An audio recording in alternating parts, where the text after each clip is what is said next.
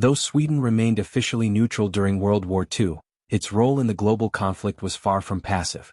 Behind closed doors and in the shadows of Stockholm's quiet streets, Sweden became a vital hub for espionage, secret diplomacy, and back-channel negotiations.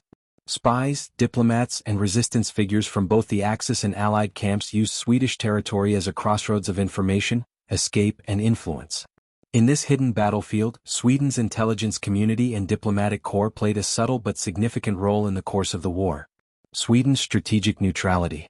Surrounded by Nazi-occupied Norway and Finland, which was allied with Germany for much of the war, Sweden found itself in a precarious geographical position. Officially neutral, the Swedish government walked a diplomatic tightrope, preserving its sovereignty while avoiding provocation from both Nazi Germany and the Allied powers. But neutrality provided a unique advantage.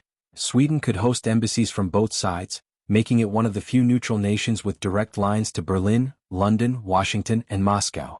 That made Sweden a prime location for intelligence operations and secret negotiations. A hotbed of espionage in Stockholm. During the war, Stockholm became known as a Casablanca of the North, a haven for spies, agents, defectors, and informants.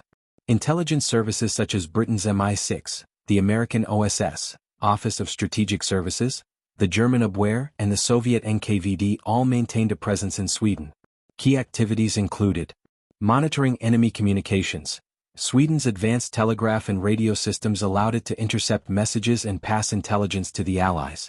Running spy networks. Swedish intelligence, particularly the Spies, the Swedish military intelligence agency, worked quietly to collect and pass critical information to the Allies, especially about German troop movements in Scandinavia and occupied Norway.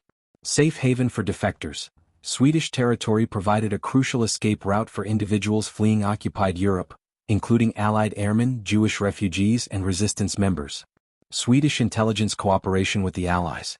Though Sweden officially maintained neutrality, its intelligence community leaned increasingly toward the Allies as the war progressed.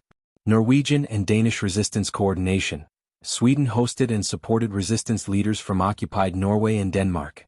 These networks funneled information to London and helped smuggle people and materials across borders. German military data. Swedish intelligence provided the Allies with valuable insights into German naval activity in the Baltic Sea and troop deployments near the Arctic front. Code-breaking assistance. Swedish cryptanalysts worked to decode German military communications, including messages related to the occupation of Norway. Secret diplomacy and negotiations.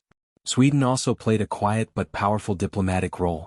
Intermediary for the Red Cross. Sweden was instrumental in coordinating humanitarian efforts, including prisoner exchanges and food deliveries to POWs and civilians in occupied territories. Back-channel contacts. Swedish diplomats hosted secret meetings between German and Allied representatives, particularly as Germany's defeat loomed.